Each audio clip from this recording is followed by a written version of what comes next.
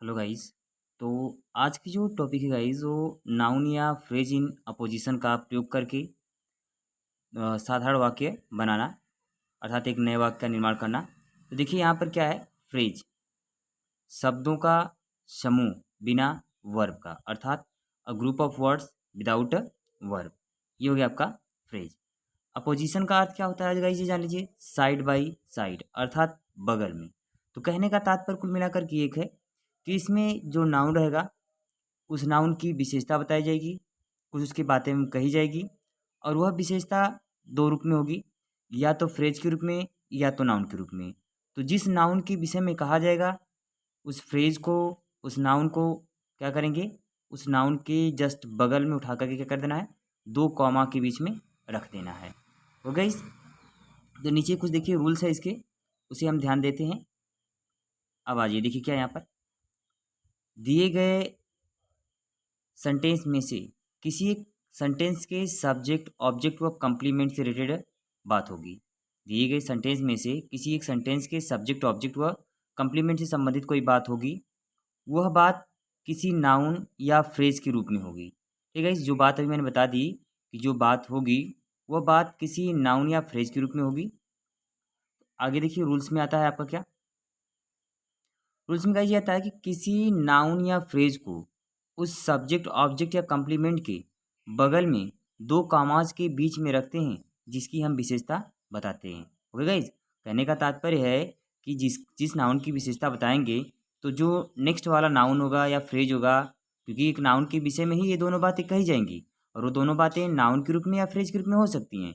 तो करना क्या है कि जिस नाउन के विषय में बात कही जाएगी उस नाउन के जस्ट बगल में ही क्या करेंगे, दो कामा के बीच में रखते हैं जिसकी विशेषता बताते हैं।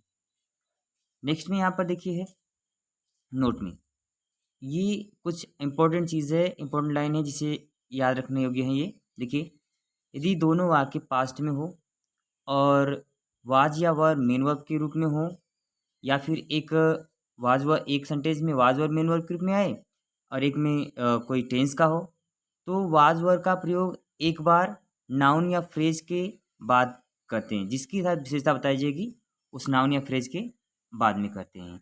हो गई। तो अब हम चलते हैं सॉल्व करने पर। तो ये आपका हो गया क्या, सेपरेट। अब हम लोग करेंगे क्या, कंबाइन, सिंपल सेंटेंस बना करके। देखिए, तो Ravi was the best boy in the class. Ravi was the best boy in the class, he was the monitor. अब देखिए इसके बारे में क्या कही गई, Ravi the best boy in the class, Ravi जो क्लास का सबसे अच्छा लड़का है वह क्या है, was the monitor, was the monitor. यहाँ पर हो गया बात। अब इसको चाहे तो आपका इसके Ravi was the, Ravi the monitor was the best boy in the class. हो गई, हो गई। तो देखिए क्या बनेगा आपका, रवि कॉमा, रवि के विषय में बात क्या है गाइस यहाँ पर, the monitor, Ravi the monitor.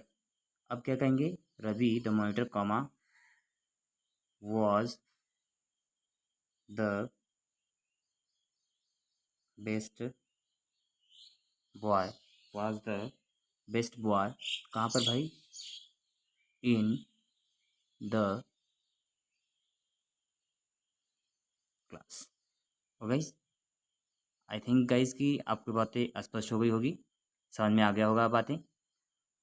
Guys अगर वीडियो आपको अच्छी लग रही है तो प्लीज़ वीडियो को लाइक और शेयर ज़रूर करें, साथ में बेल आइकन भी दबाएं जिससे कि हमारी वीडियो की नोटिफिकेशन आपको मिलती रहे। तो गाइस नेक्स्ट एग्जांपल देखते हैं हम।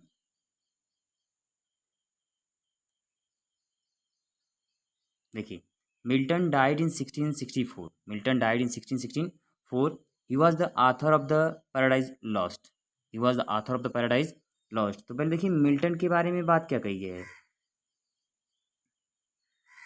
Milton.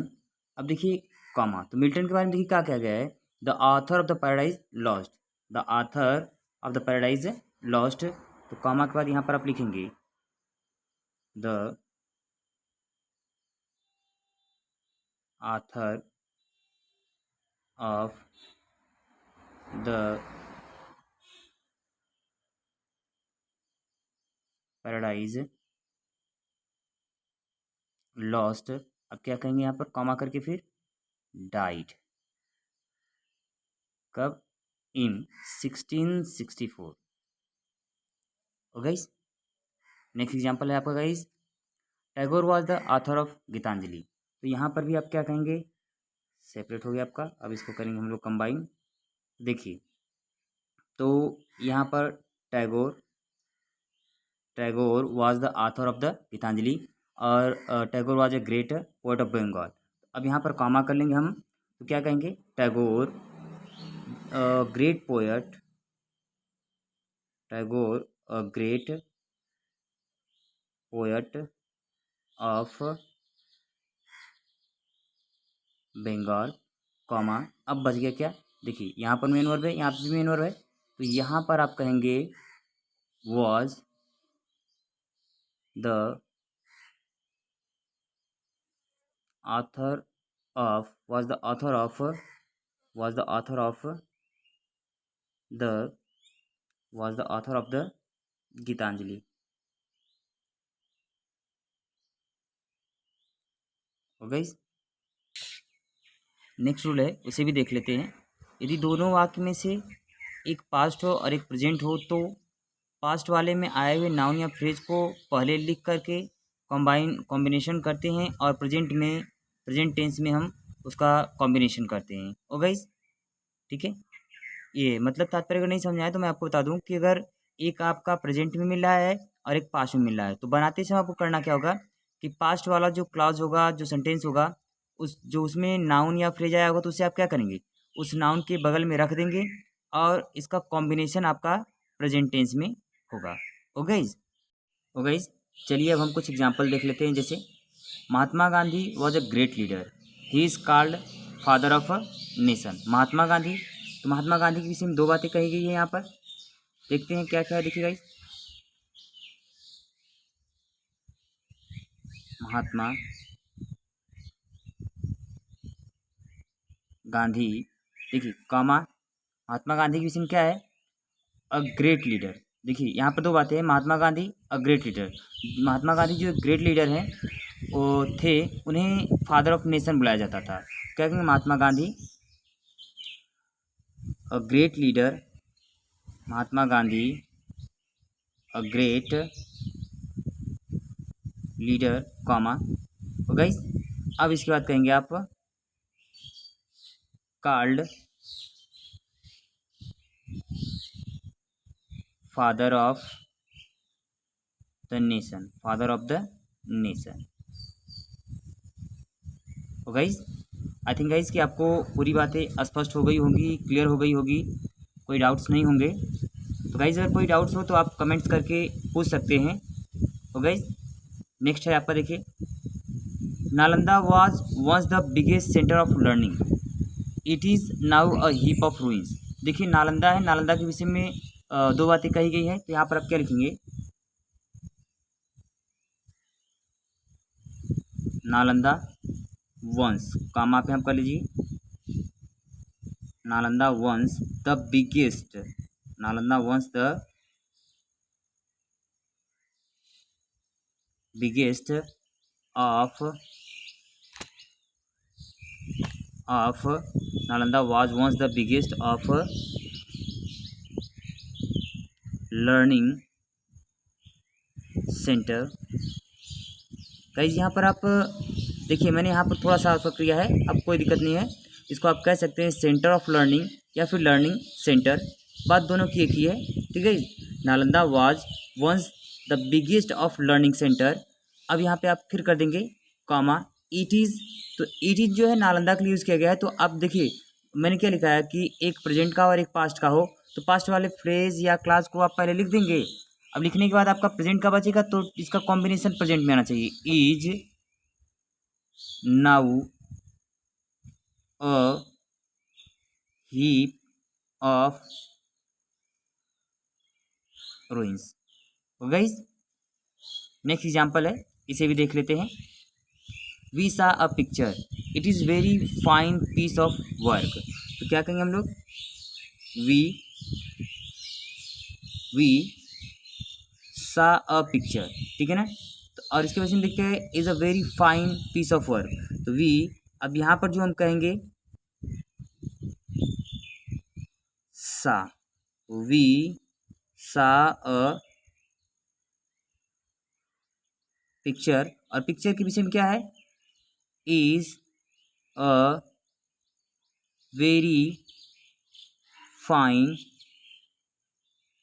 Piece of work. I hope कि गाइज आपको पूरी बातें क्लियर रूप से स्पष्ट हुई होंगी, समझ में भी आ गई होगी। कोई डाउट? और गाइज नेक्स्ट रूल पे आते हैं। देखिए नेक्स्ट रूल क्या है आपका, यदि दोनों वाक्य प्रेजेंट टेंस में हो तो कॉम्बिनेशन भी प्रेजेंट टेंस में ही बनेगा। अर्थात अब वो प्रेजेंट का कोई भी पार्ट क्यों ना हो, अगर आपका प्रेजेंट टेंस में आ रहा है तो मतलब कॉम्बिनेशन जो होगा, जो सिंथेसिस होगा, वो किस टेंस का होगा, प्रेजेंट टेंस का ही होगा। तो अब देखिए क्या होगा यहाँ पर गाइस, एग्जांपल देखते हैं हम। जैसे I live in Varanasi, it is the religious capital of India. तो आई हो गया यहाँ पर, लिव रहता हूँ, आई लिव इन वाराणसी। तो बताया गया है गाइस कि सब्जेक्ट ऑब्जेक्ट व कम्प्लीमेंट किसी सेट कोई बात होगी। तो अब इसके बाद क्या है, आप इसी के बाद कर दीजिए कॉमा, और इसी रिलेटेड बात क्या है यहाँ पर, आई लिव इन वाराणसी। तो अब वाराणसी हो गया, तो is the religious, is the religious capital of India, is the religious capital of India. Next example है आपका, Mathura is a place of pilgrimage, it stands on the river, the Yamuna is one of the highest river in India. तो मथुरा यहाँ पर आपका noun है, तो इसको पहले आप लिखेंगे Mathura.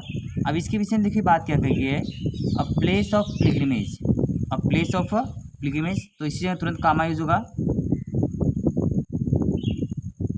A place of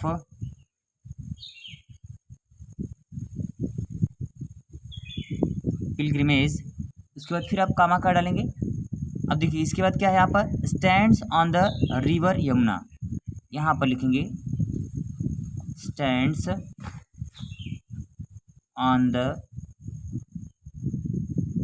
river of Yamuna, फिर कामा। अब यमुना के विषय में देखिए क्या किया गया है, is one of the holiest river in India. Guys last example आपका, इसे भी देख लेते हैं हम। Air is the first necessity of life, it is one of the cheapest thing in the world. तो देखिए क्या नाउन आपका, एयर। अब इसके विषय में क्या कहते हैं, एयर कामा, आप यूज करेंगे first necessity, CESSI, necessity of life. अब इसको आप क्या करेंगे, कामा करके, is one of the cheapest things in the world. Thank you guys watching for this video अगर आपको अच्छी लगी हो तो प्लीज़ वीडियो को लाइक, शेयर और चैनल को सब्सक्राइब जरूर करें। साथ में बेल आइकन भी दबाएं जिससे कि हमारी वीडियो की नोटिफिकेशन आपको मिलती रहे।